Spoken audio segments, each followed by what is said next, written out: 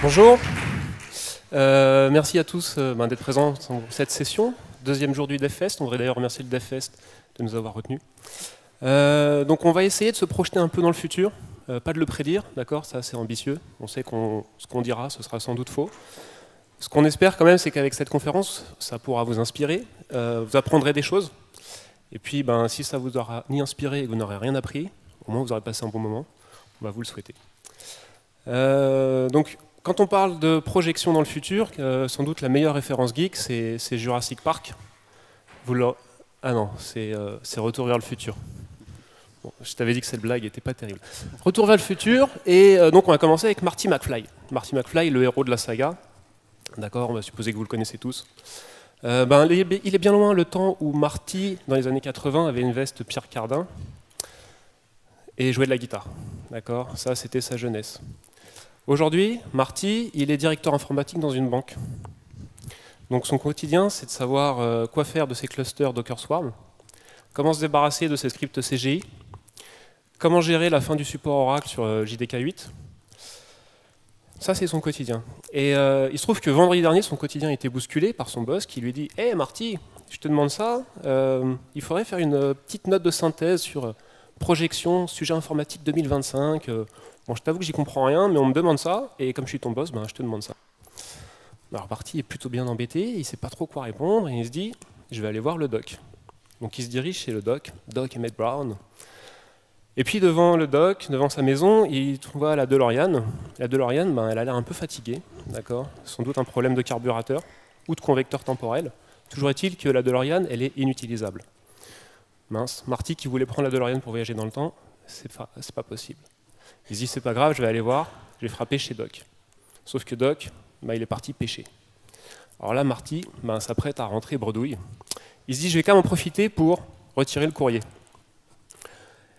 Et là, boum, que trouve-t-il dans la boîte aux lettres de Doc? Un magazine 01net daté de 2025. Magie. Magie, Bastien. Ah ouais. Magie. Sur ce magazine, on trouve 5 grandes thématiques. D'accord. Première, Internet. Ça laisse supposer qu'Internet ne sera plus un réseau ouvert. Deuxième point, la blockchain. Projet Libra, tout ça. Bon. La BCE qui voudrait rejoindre l'association Libra de Facebook. Ensuite, on parle d'intelligence artificielle, avec une partie IA qui pourrait aider au développement. Le Green IT avec une notion de certification. Et enfin, d'informatique quantique. Bon, on va regarder ce qu'il aurait pu y avoir dans ce magazine. Simple. Un bon programme. À peine tiré par les cheveux. Donc le Green IT. Green IT, il y a beaucoup de chiffres clés, d'accord. On ne va pas revenir sur la sensibilisation du Green IT. On a eu tous très chaud cet été, réchauffement climatique, certains y croient, d'autres non. Bon, on va partir du postulat qu'on y croit. Et surtout ce chiffre qui est intéressant, aujourd'hui les technologies d'information et de communication, les TIC, c'est 2% des émissions globales de CO2. En 2040, ce sera 14%. 14%, c'est bien plus que l'aviation. On a tendance à beaucoup taper sur l'aviation aujourd'hui. Ce sera beaucoup plus. Et c'est l'équivalent de ce que représentent les États-Unis aujourd'hui. On a tendance à beaucoup taper aussi sur les États-Unis en termes de CO2. Bon, il y a beaucoup à faire chez nous. Le Green IT, ce n'est pas un sujet nouveau. Ça fait plus de 10 ans qu'on en parle. En 2003, on parlait déjà de Green Computing, où l'idée était d'avoir une énergie propre pour les data centers. Ensuite, il y a eu différents événements. GreenIT.fr, première grosse organisation en France. Le label EPIT, qui a posé sur le matériel informatique. Donc, un matériel certifié EPIT, il a été conçu pour optimiser son recyclage. Il est emballé dans un carton qui est recyclable lui-même. Et il est compatible Energy Star, donc basse consommation. C'est surtout en 2007 où Green IT explose. Al Gore, là, le prix Nobel de la paix pour tout son discours autour du réchauffement climatique. Et le Gartner publie son étude disant que le Green IT, c'est un marché, il y a beaucoup de choses à faire. Donc là, tout le monde en parle. Ensuite, diverses choses. COP21, avec une grosse partie sur le numérique. Et puis un benchmark, alliancegreenIT.fr, autre grosse structure française. Aujourd'hui, ça évolue petit à petit. Le Green IT, c'est une démarche pour mettre en place une éco-responsabilité globale. Le global est très important. Ça évolue petit à petit, parce qu'aujourd'hui, on inclut une dimension sociale au Green IT. On sort un peu du cadre pur de l'écologie. C'est important de différencier le Green IT du greenwashing. La différence, c'est cette notion de global. Greenwashing, c'est dire bah, moi je suis green parce que je mets mes serveurs d'impression en veille le week-end. Ouais, non. En fait, c'est large. Global. Global, ça veut dire que ça va impacter les achats. D'accord ? Les services achats d'une entreprise vont être sensibilisés et vont sélectionner des fournisseurs, des prestataires qui sont eux-mêmes dans une démarche éco-responsable. Tout ce qui est impression avec du papier recyclable, des imprimantes basse consommation, mode économie, les postes de travail, d'accord ? Les mettre en veille le soir, le week-end, ne pas faire toutes les mises à jour de Windows, mais peut-être que celles qui sont pertinentes pour éviter de surcharger un réseau. Téléphonie avec Bring Your Own Device, gouvernance, ainsi de suite. Le Green IT, aujourd'hui, c'est des checklists, beaucoup de recommandations, on va voir, et une partie d'audit pour s'évaluer. C'est ça. C'est quelque chose qui se cherche encore beaucoup. Sur la partie data center, l'Union européenne a publié un guide de bonne pratique en 2018. Alors honnêtement, c'est un petit peu bateau. Ce qu'on y trouve, c'est s'assurer que les armoires des baies sont suffisamment ouvertes pour qu'elles soient bien ventilées. Okay. Utiliser de la virtualisation. Bon, on est en 2019, ok. S'assurer qu'on n'ait pas mis trop de surdesign sur la redondance matérielle. Et utiliser des énergies renouvelables. On reste sur des choses quand même très très basiques. Côté applicatif, ça bouge un peu plus. Il y a tout un ensemble de checklists, 115 points, 150 points, ça dépend des référentiels, qui ciblent les applications web. Donc s'assurer que mon site web utilise un CDN, mon application on voit bien des headers de cache control, que mes ressources JS soient minifiées.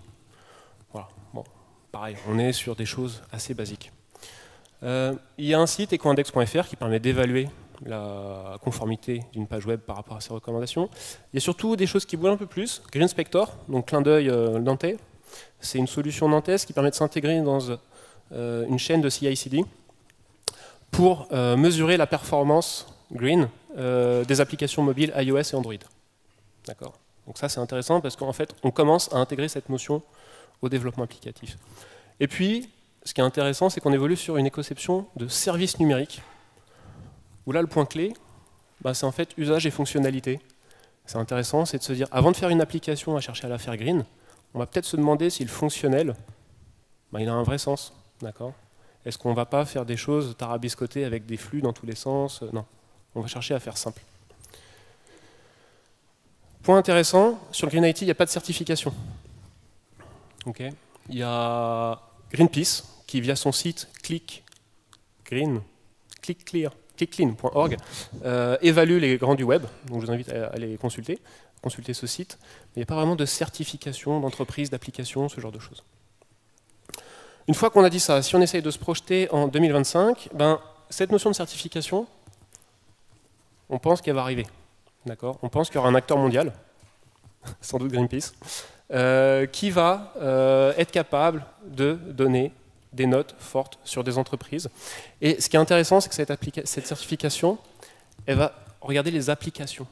Aujourd'hui, c'est quelque chose qui n'est pas du tout concerné par le Green IT. On a parlé un peu des frontaux, des pages web, mais c'est tout. Savoir que derrière, vous avez un back-end avec 10, 20, 30, 40 serveurs qui sont utilisés ou pas, en fait, ça ne rentre pas du tout en ligne de compte. Et ça, c'est quand même significatif parce que sur la timeline Green IT, il y a deux choses qui n'apparaissent pas, le cloud computing et le serverless. D'accord ? Qui sont quand même deux événements majeurs qui ont pour but de viser au plus juste une infrastructure. Second point, des nouvelles solutions. Golem-like, je ne sais pas si vous connaissez golem.network. C'est une solution qui cherche un peu, mais c'est basé sur Ethereum. Et l'idée, c'est de dire une entreprise peut faire un hub. Donc elle installe un client lourd sur chacune de ses stations de travail pour faire un cluster agrégé. Ça fait un peu penser au projet SETI, vous savez, dans les années 90, on pouvait aider à rechercher les extraterrestres via son ordinateur personnel. C'est un peu la même démarche. C'est un peu la même démarche, et surtout, quand on pense qu'il y a 3 milliards de smartphones dans le monde, si on se dit qu'installer ce genre d'outil sur ne serait-ce qu'1%, on a quand même une sacrée puissance de calcul, surtout lorsqu'il s'agirait de rendre des pages web et autres. Il y a des solutions qui sont un peu plus folles, mais qui existent. Data center sous-marin, donc Microsoft et DCNS sont en train d'expérimenter depuis cette année cette solution. D'accord ? Donc c'est des silos qui sont immergés. Et puis on n'est pas à l'abri d'Elon Musk qui pourrait proposer de mettre un data center dans l'espace. Après tout, il a bien envoyé un cabriolet. Et dernier point, c'est le Green IT de plus en plus intégré au build. C'est pareil, nous d'expérience, on n'a jamais vu ça. On pourrait très bien imaginer des IDE, on en reparlera dans la partie machine learning, mais des IDE qui fassent des recommandations sur une optimisation du code, pour que ce soit plus ou moins green. Et puis un aspect calimétrie, intégré dans un Sonar Cube, des plugins qui permettent d'avoir une vision, un suivi de la conso énergétique d'une application. Je vais laisser la parole à Bastien. Ok, merci Stéphane. Moi maintenant, j'aimerais vous parler d'un autre sujet qu'on a pu voir dans le fameux magazine 01net de 2025, c'est le sujet blockchain. Aujourd'hui, blockchain, c'est un mot, il y a plein de choses dedans, c'est quelque chose qui est très à la mode. Et j'aimerais vous en parler un petit peu, en mettre prospectif, mais aussi d'abord démystifier un peu ce que c'est, parce qu'on entend de tout et de rien, et d'abord reprendre les bases. Qu'est-ce que c'est la blockchain? La blockchain, avant tout, c'est une base de données. C'est ni plus ni moins qu'une base de données distribuée centralisée, dans laquelle on ne peut faire confiance ni aux nœuds qui la composent, ni aux vecteurs qui permettent de synchroniser ces nœuds. La seule chose fiable dans la blockchain, c'est la donnée. Et justement, ça utilise des problèmes basés justement sur des puzzles cryptographiques. C'est pour ça qu'on parle de crypto-monnaie ou de crypto-actifs. C'est parce que la base de la blockchain, c'est des puzzles cryptographiques. Et grâce à ça, on va permettre de résoudre des consensus qui sont mondiaux. C'est pour ça qu'on parle de Bitcoin, Ethereum, ce genre de choses, qui sont des blockchains mondiales, qui ont un consensus fort. Et en fait, le consensus est réalisé grâce à tout ça. Elle est réputée infalsifiable grâce justement à ces algorithmes cryptographiques. On peut normalement, je dis bien, ne pas la violer et ne pas la réécrire. On en reparlera un peu plus tard avec Stéphane. On verra que ce n'est pas toujours si simple. Et enfin, il y a plusieurs modes de blockchain. J'appellerais public, semi-public et privé, qui sont justement différentes façons d'utiliser la blockchain. Aujourd'hui, on connaît beaucoup les modes publics, un petit peu les modes semi-publics où c'est des acteurs privés ou des États qui vont aller écrire dedans et donc elle va être lisible uniquement. Et des blockchains privées à l'intérieur d'entreprises, c'est en train de se développer petit à petit. La blockchain, en fait, dans son but initial, comme je vous ai dit, c'est résoudre un problème de consensus. Et pour cela, il y a un problème algorithmique qui est derrière, qui s'appelle le problème des généraux byzantins. Et c'est cela que la blockchain essaie de résoudre. Pour cela, on imagine une métaphore où on a une ville et des généraux qui veulent la prendre. Voilà, pour ceux qui n'auraient pas compris le schéma, j'ai fait des petites flèches comme ça, c'est clair pour tout le monde. L'objectif étant la ville, et les généraux, c'est les gens qui veulent attaquer la ville. Donc dans le meilleur des mondes, tous les généraux vont se synchroniser, vont travailler ensemble, de manière à aller attaquer simultanément la ville, et hop, la victoire, magique.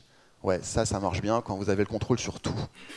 Le problème des généraux byzantins étant qu'en fait, il y en a certains qui sont un peu rogues, excusez-moi, un peu mauvais et qui vont justement essayer d'aller trahir justement l'ensemble de leurs collègues, qui vont envoyer des messages autres en disant non, en fait finalement on va en retraite, finalement on va pas attaquer. Et ça c'est un problème.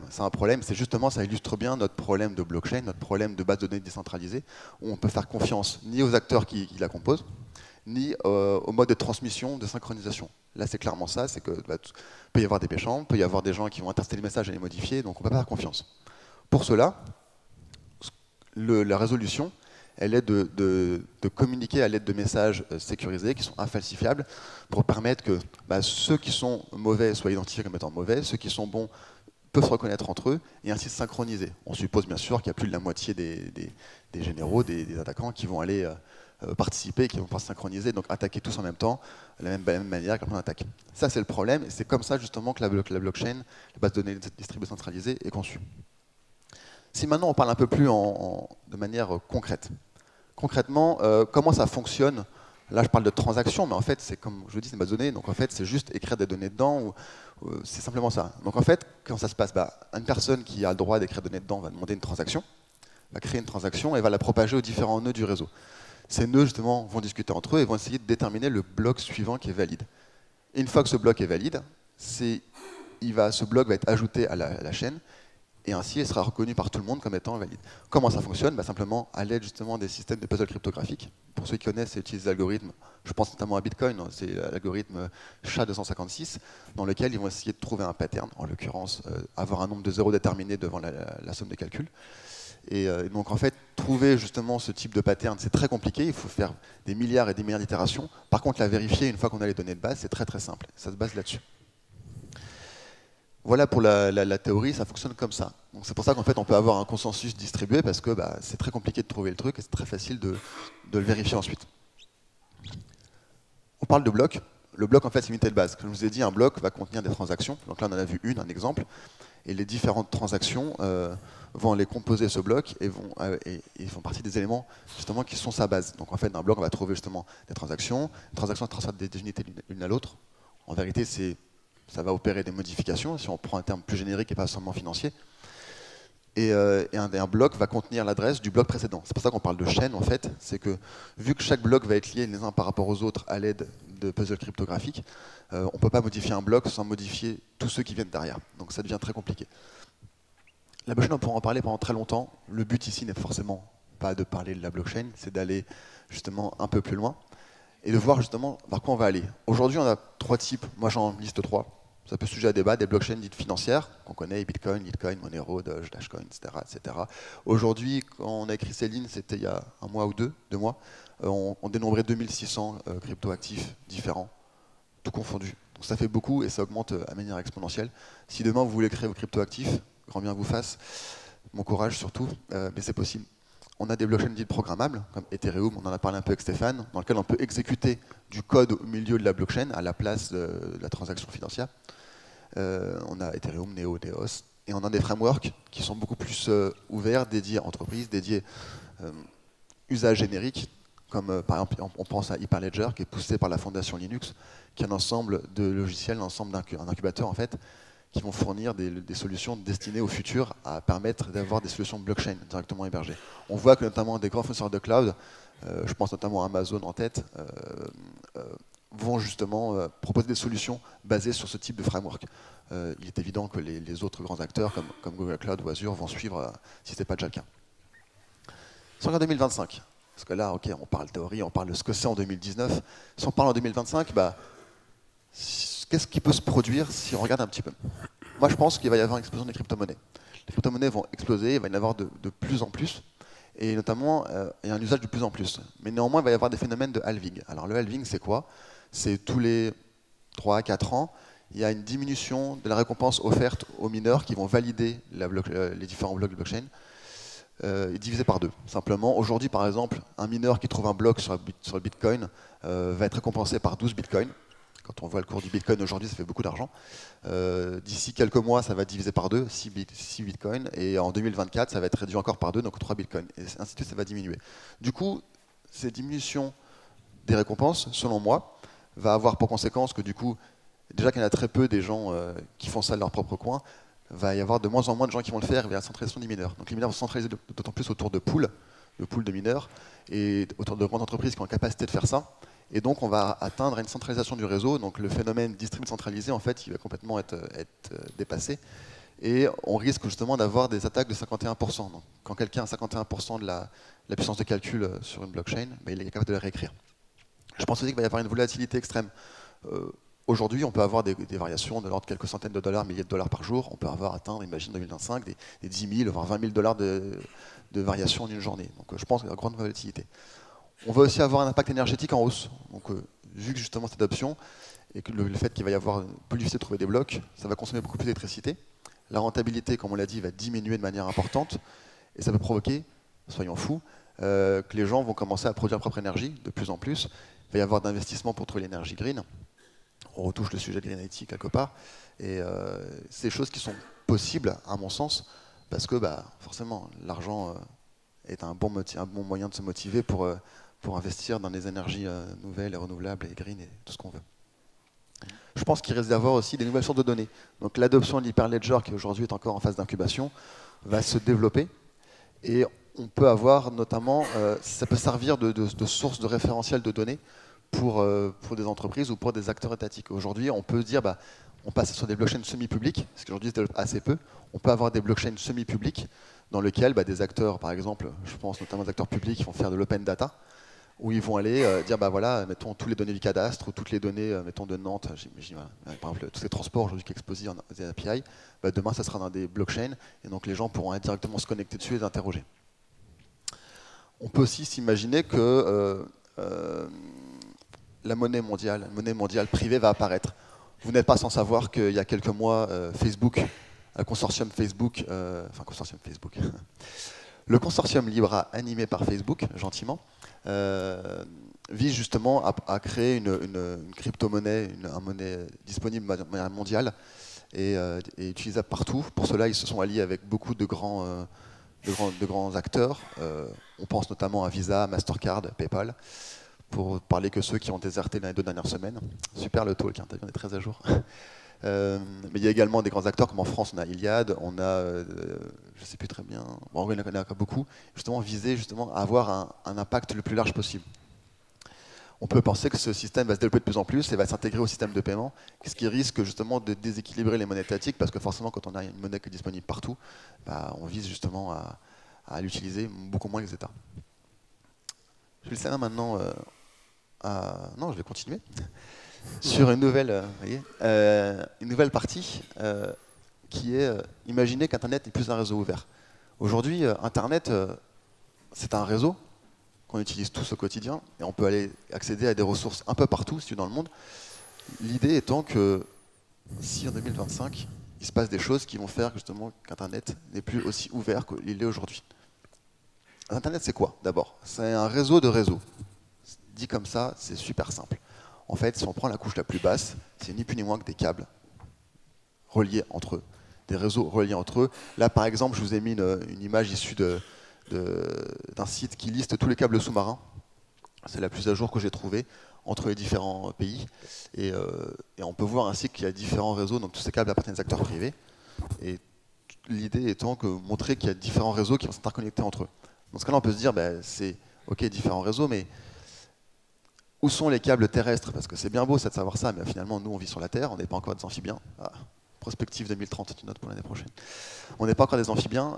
Qu'est-ce qui se passe sur la Terre? Et ben, sur la Terre, ici, je me prends par exemple un réseau, ça c'est le backbone OVH, très schématisé, très simplifié, qui va justement interconnecter les différents points de présence d'OVH. En vérité, j'ai essayé vraiment de manière forte de vous trouver une carte, ne serait-ce que d'un pays ou d'une région, de tous les câbles qui existent. En fait, ça n'existe pas. Il y a beaucoup trop d'interconnexions, beaucoup trop de connexions entre les différents réseaux. C'est ça, Internet, c'est des réseaux de réseaux qui sont interconnectés entre eux, d'abord au niveau physique. Mais il n'y a pas que ça. Oui, il y a aussi une interconnexion. On parle de physique, après il faut qu'ils soient capables de parler entre eux. Pour ça, on se base sur un protocole qui s'appelle BGP, Border Gateway Protocol. C'est l'épine dorsale d'Internet. Comme on l'a dit, ce sont des réseaux de réseaux. En fait, chaque réseau, c'est un AS, d'accord, ce qu'on appelle un Autonomous System, qui est un numéro. Et chacun de ces réseaux gère en interne un ensemble de routes et expose des préfixes sur Internet qu'il est capable de servir lui-même. Le protocole BGP stipule que lorsqu'un AS est connecté à d'autres AS, il propage ses routes.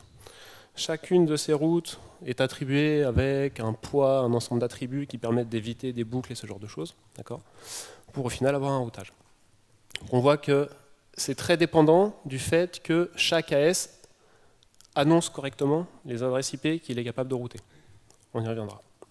Donc ça, c'est BGP, un réseau de réseau. Au-dessus de ça, on a des protocoles standards. Notamment les protocoles standards, DNS par exemple, il n'y a pas que ça. On a les protocoles HTTP notamment, les protocoles SMTP, les protocoles qu'on se sert de tous les jours. C'est des protocoles dans lesquels tout le monde va se mettre d'accord, justement. Une fois que le réseau est fait, que chacun sait comment rejoindre ses pairs avec des adresses IP, il faut quand même des choses plus haut niveau. Par exemple, si on prend l'exemple de DNS, qui va faire la liaison entre www.wikipedia.org et adresse IP, parce que nous, parler en IP, on n'est pas encore des machines, donc on n'est pas capable de dire ce que c'est. C'est notre intérêt de savoir comment le rejoindre. Et pour ça, il y a le protocole DNS, typiquement, c'est un exemple parmi tant d'autres. Cette image issue de wikipedia.org, qui va dire, mettons, moi, je veux aller interroger wikipedia.org, donc je vais interroger le serveur racine, qui va me dire, essaye sur le serveur qui gère le .org, qui aura une adresse IP, et lui, il va dire, essaye sur le serveur qui gère wikipedia.org avec une adresse IP, car ça va répondre l'adresse finale. Ça, c'est un protocole standard, c'est un exemple. Il y en a beaucoup d'autres dans l'usage Internet ou même réseau en général, on en a des nombres, plusieurs centaines, si ce n'est milliers, et encore je pense que je suis un peu gentil, mais il y en a d'autres. Pardon. Et enfin, au-dessus de tout ça, on a des services et des applications. Donc pour les particuliers, on est content d'aller sur le site SNCF, voir s'il y a des trains ou pas, aller voir nos mails, aller gérer nos comptes en banque. Et ce qui est très intéressant, c'est pour la partie étatique. D'accord. Donc sur TCP, UDP qui sont véhiculés via ce réseau de réseaux qui est interconnecté via du BGP où tout le monde peut se parler, on retrouve des flux, donc des protocoles, donc DNS, HTTP, SMTP, plein d'autres. Les applications de particuliers. Et là, par exemple, on va parler de Swift. Swift, on va en dire deux mots. C'est quoi Swift? C'est le réseau mondial bancaire. Donc Swift, c'est 11 000 institutions financières et 200 pays. C'est un réseau spécifique. C'est des formats. Et c'est des librairies qui permettent de gérer les formats sur ce réseau. OK. Une fois qu'on a dit ça, et si on se projette, premier point, protocole standard. En fait, on n'a pas besoin de tout projeter puisque c'est déjà le cas.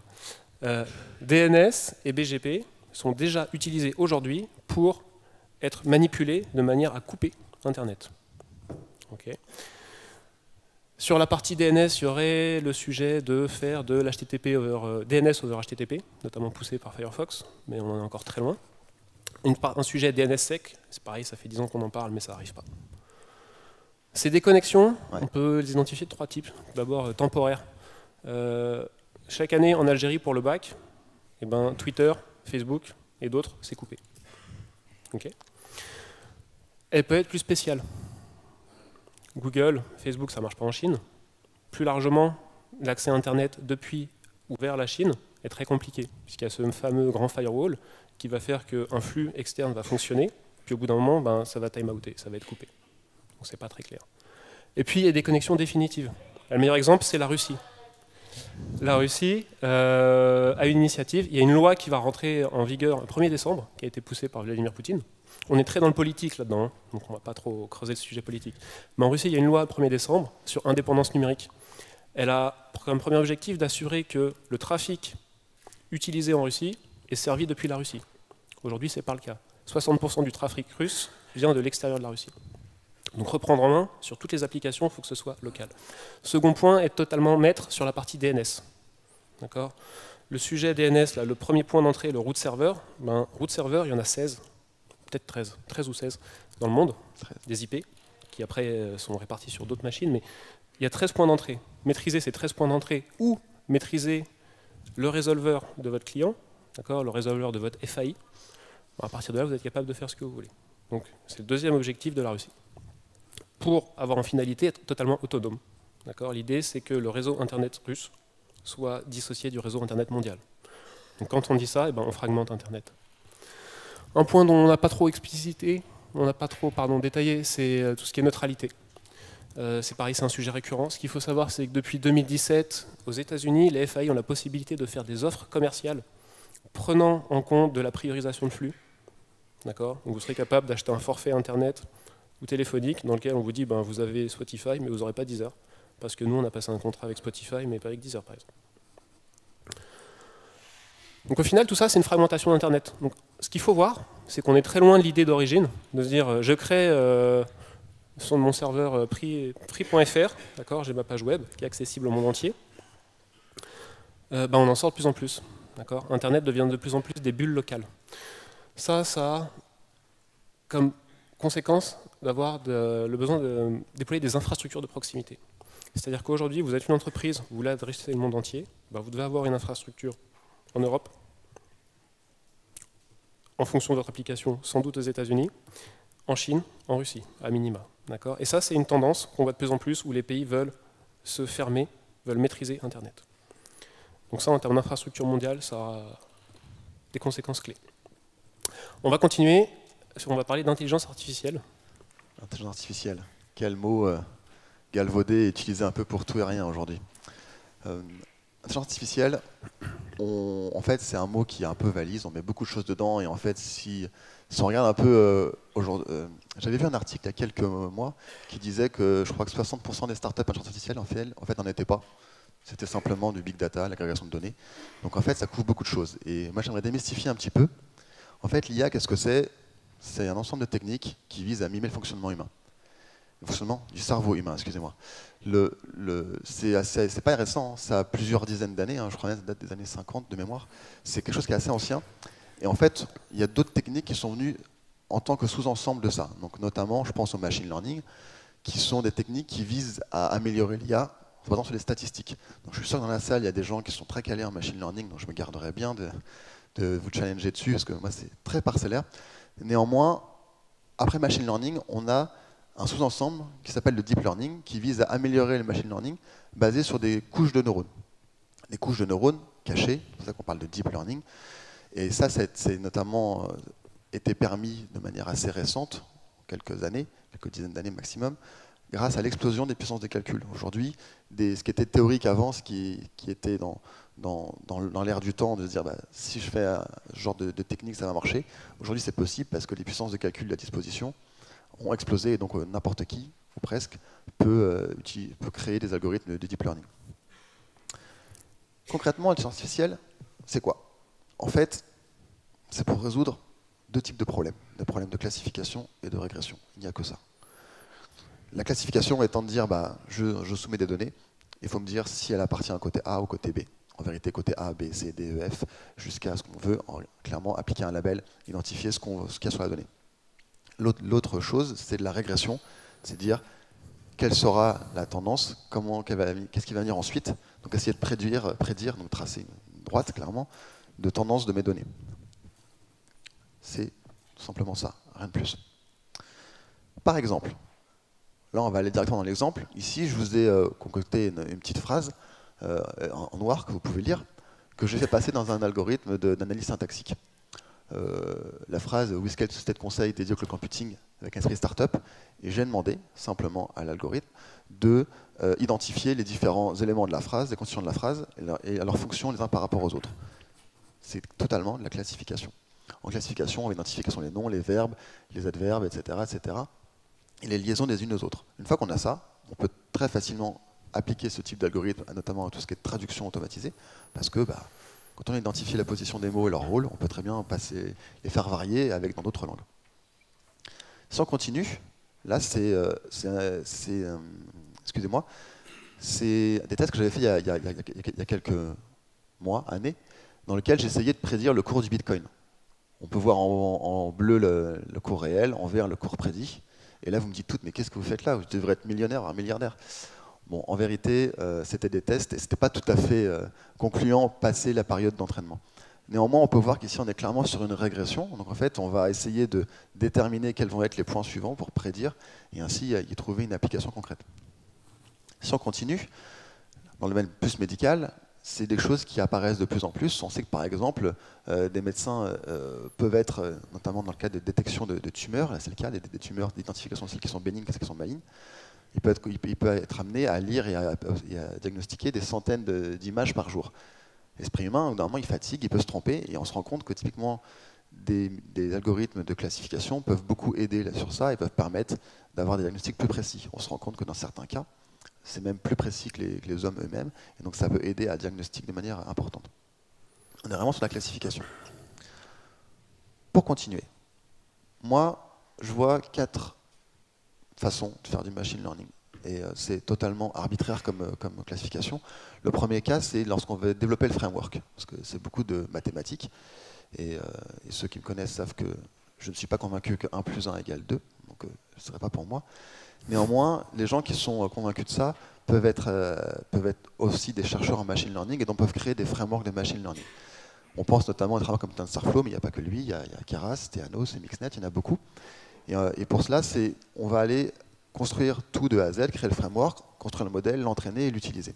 Au-delà de ça, on peut avoir des autres types d'utilisation, notamment où on va utiliser le framework, ça c'est plus les data scientists, construire le modèle, donc adapter un modèle pour les usages d'entreprise ou les usages privés, puis l'entraîner et l'utiliser. Donc on a des produits dans le cloud qui permettent de faire ça, comme Cloud Machine Learning chez Google.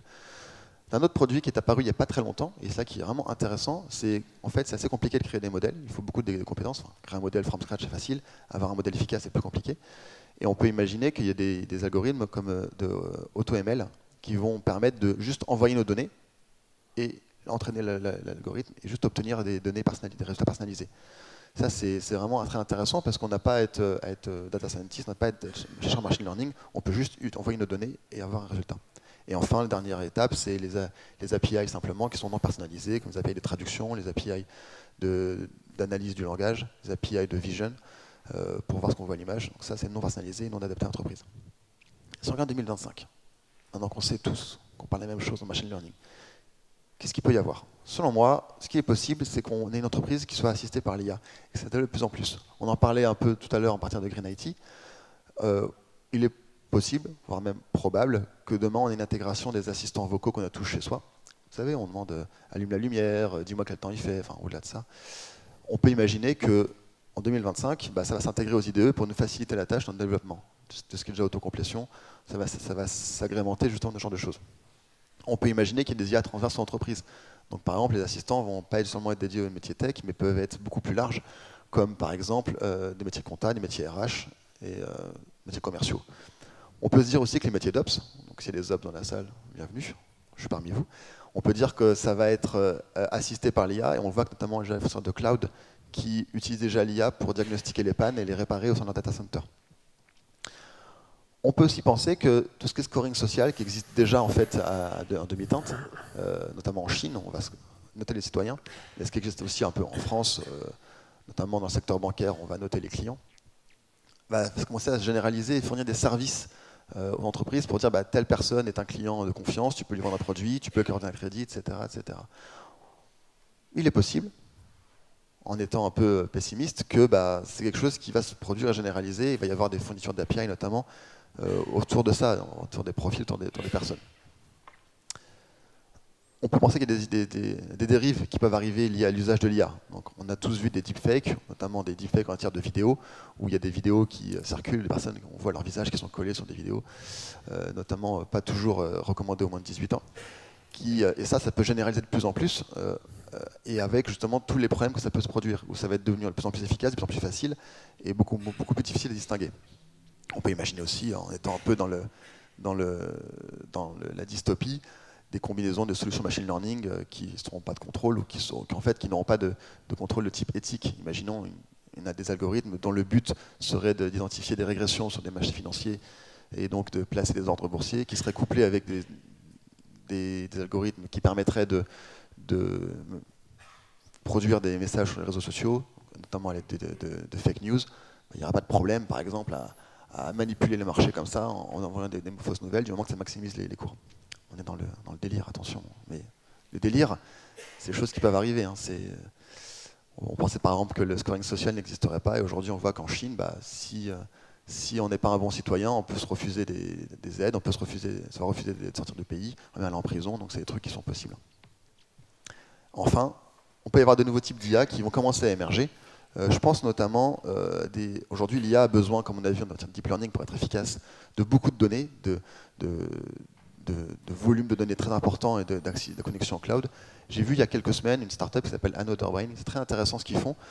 Eux, ils essaient justement d'aller dans un mécanisme inverse, de dire, bah, en mimant le fonctionnement du cerveau humain, donc on revient à la sphère IA, nous, on n'a pas des données illimitées pour nous entraîner. Donc on va essayer d'appliquer les mêmes techniques à nos algorithmes, donc en étant en situation de famine de données, et donc essayer d'avoir des résultats assez performants en dépit de ça. Donc on rattache aussi aux aspects Green IT en fait, parce qu'on n'a pas besoin de consommer des terras de données pour avoir des algorithmes efficaces. On peut aussi se dire qu'il peut y avoir des assistants qui seront omniprésents, et il y en a un peu partout. Et ça, c'est quelque chose qui est possible. Si on continue. Je laisse la main à Stéphane. Ouais, alors je vois des têtes qui commencent à tomber. Bon, il nous reste 10 minutes. Et en 10 minutes, on va traiter informatique quantique. Courage. Alors, informatique quantique. Promis, j'aurais craché, c'est les seules et uniques équations mathématiques. Je les ai mis là pour faire bien. Ce qu'il faut retenir, c'est que la base de l'informatique, c'est les qubits. Ça, on le sait tous plus ou moins. Et les qubits, il y a deux phénomènes clés qui sont hérités des phénomènes quantiques. C'est la superposition, d'accord, et l'intrication. La superposition, c'est quoi? C'est de dire un qubit, c'est pas un 0 ou un 1.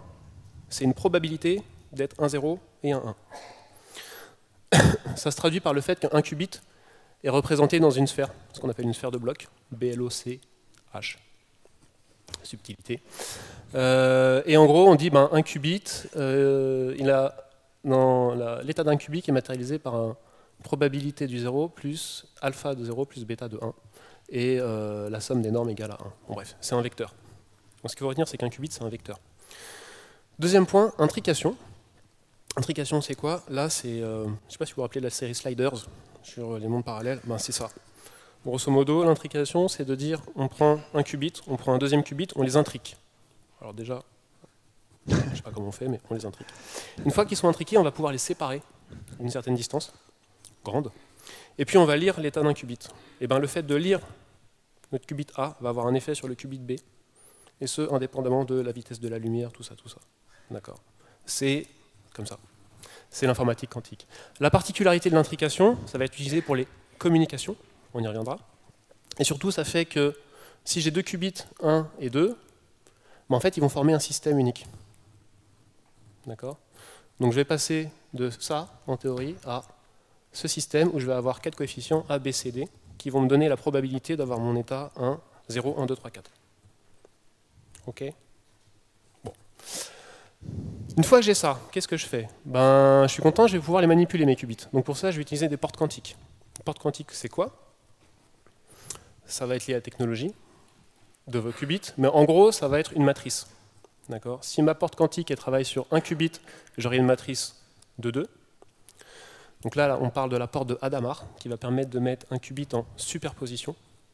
D'accord? Donc je serai dans une probabilité de 0 et de 1. Autre exemple, la matrice poly X0 qui permet d'inverser un qubit. Ou on a aussi des portes à plusieurs qubits, notamment la C0 qui permet d'inverser un qubit en fonction d'un qubit de contrôle. Bref, avec tout ça, on va être capable de faire des circuits quantiques. Donc de travailler sur un registre.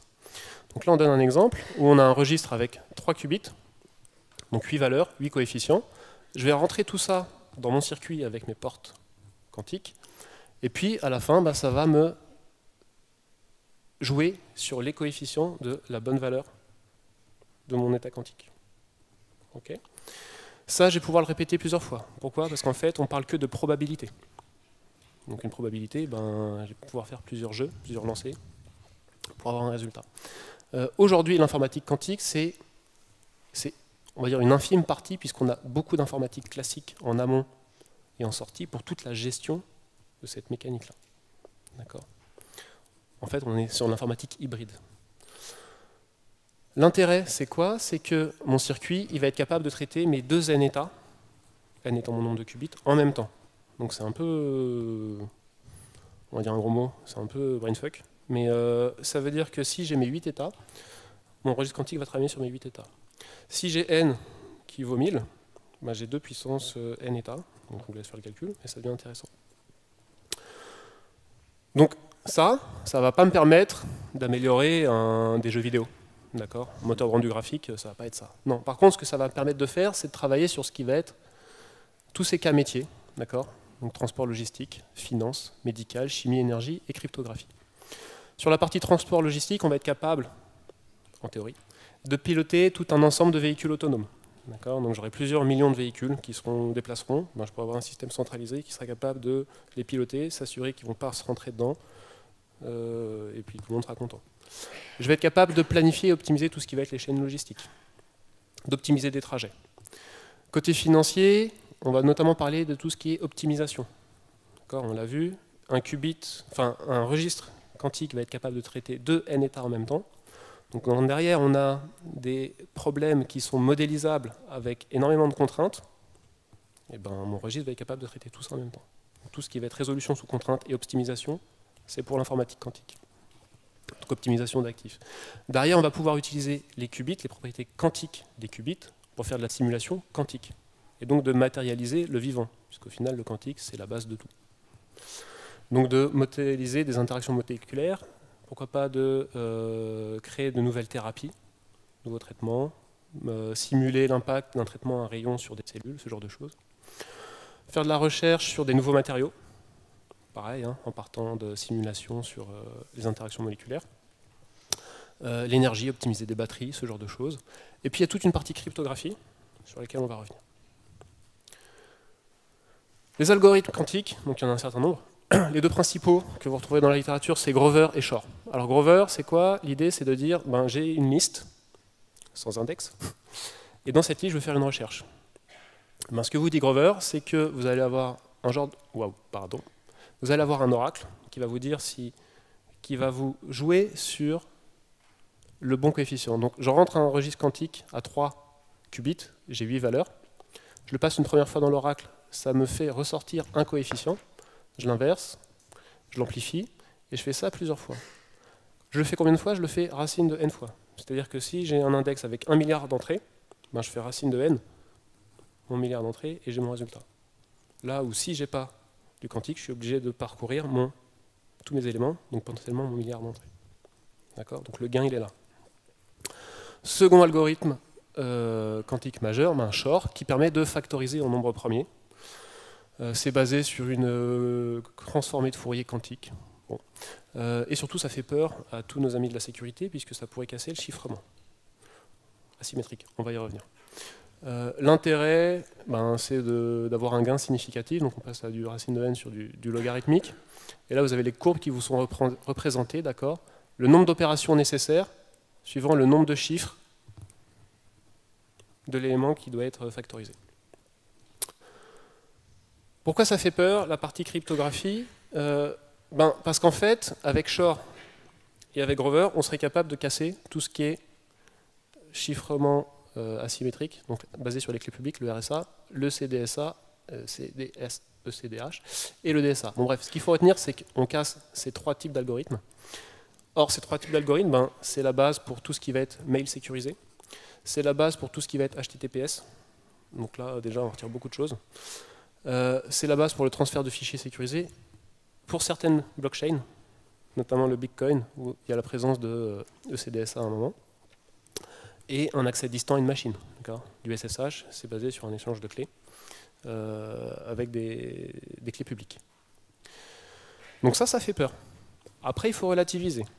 Il faut relativiser pourquoi? Parce qu'aujourd'hui, en 2019, ce qu'on a pu faire avec Shor, c'est factoriser 21. D'accord. 21 égale 3 fois 7. Super. Il y a une preuve où des gens n'ont pas utilisé l'algorithme de Shor, mais avec un ordinateur quantique, et ils ont pu factoriser ce nombre. Pareil, on se dit, oh là là, gros nombre, oulala. Sauf que le standard aujourd'hui, c'est d'avoir des clés RSA 2048, donc ne pas avoir 7 décimales, mais 617. Et la reco NSA, c'est de passer sur des clés à 3072 bits, donc avoir 925 décimales.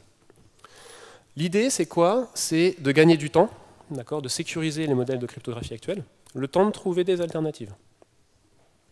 Les alternatives, j'y reviendrai. Les alternatives, c'est quoi? C'est le Quantum Key Distribution, QKD. En fait, l'idée, c'est d'avoir deux canaux. Un premier canal de communication dit quantique, une fibre optique, où on va pouvoir échanger une clé. Et pour ça, on va utiliser l'intrication. L'intrication, c'est 2 qubits. Lorsque je lis un qubit, je sais que ce qubit a été lu. Donc on va reposer sur ce mécanisme. Il y a des protocoles qui existent, qui s'appellent notamment BB89, mais il y en a d'autres. Donc on échange la clé, canal sécurisé, et puis derrière, on échange les données chiffrées avec cette clé, de manière classique. Ça existe déjà. La Chine a déployé un réseau entre Pékin et Shanghai. Donc je crois qu'ils ont 43 répéteurs. Alors ces répéteurs, sont-ils sécurisés? C'est un peu le point faible de cette architecture, mais ça existe. Et la Chine est en train de déployer un réseau satellitaire pour permettre l'échange de ces clés quantiques. Autre alternative, plus long terme, on parle de cryptographie post-quantique. Donc ça, c'est la timeline du NIST. On ne connaissait pas NIST, c'est National Institute of Standard and Technology. Et en fait, eux, ils ont lancé donc une concertation depuis 2016. Ils ont fait un appel, un CFP, pour avoir des algorithmes qui seraient capables de tourner sur des ordinateurs classiques et qui seraient quantique proof. Okay. Donc il y a eu des propositions, il y a des shortlists, et c'est en 2025 que devraient sortir les drafts. Une fois qu'il y aura les drafts, il faudra les implémenter. Et une fois que ce sera implémenté, qu'il y aura des bases de code, des librairies qui permettront de faire ça, il faudra mettre à jour tous les systèmes. Tous les navigateurs, tous les systèmes embarqués, tout ce qui est IoT, ce genre de choses. C'est pour ça que ça fait peur. Si on se projette en 2025, premier point, on sera dans ce qu'on appelle les Noisy Intermediate Scale Quantum. En gros, c'est des chipsets quantiques qui ne sont pas terribles, mais qui permettront de faire pas mal de choses. Aujourd'hui, en termes de qubits, on est à 50 qubits. Google a un processeur à 72 qubits, mais il ne l'utilise pas pour montrer que ce processeur est capable de faire la suprématie quantique. Donc en fait, il ne fonctionne peut-être pas très bien. Donc derrière, avec les NISQ, on sera capable de faire hybridation sur tout ce qui est machine learning, de créer de nouveaux matériaux. Pourquoi pas d'avoir des vraies applications de prod et pas que des POC, parce qu'aujourd'hui on a beaucoup de POC. Et pourquoi pas avoir les premiers services cloud qui tournent pour de vrai, donc on paye pour ça. Aujourd'hui, il y a des services cloud qui permettent de faire de la simulation. La maturité, donc la suprématie quantique définitive. Google a annoncé une suprématie quantique où en fait un ordinateur quantique est capable de générer des nombres aléatoires. C'est pareil, ça ne fait pas avancer le monde. Une techno qui se démarque parce que ça cherche beaucoup. Développement, facilité, hybridation. J'accélère un peu puisqu'on est en retard. Et côté cryptographique, il y a des choses qui vont être lancées au niveau étatique pour côté militaire, côté financier, commencer à réfléchir soit du QKD local, ce genre de choses, soit de la crypto post-quantique. Boum. Dernière slide. On a fini. J'espère que ça vous a plu, cette petite exploration 2025, avec un œil en 2019 aussi. Je vous remercie beaucoup pour votre écoute. Merci à vous.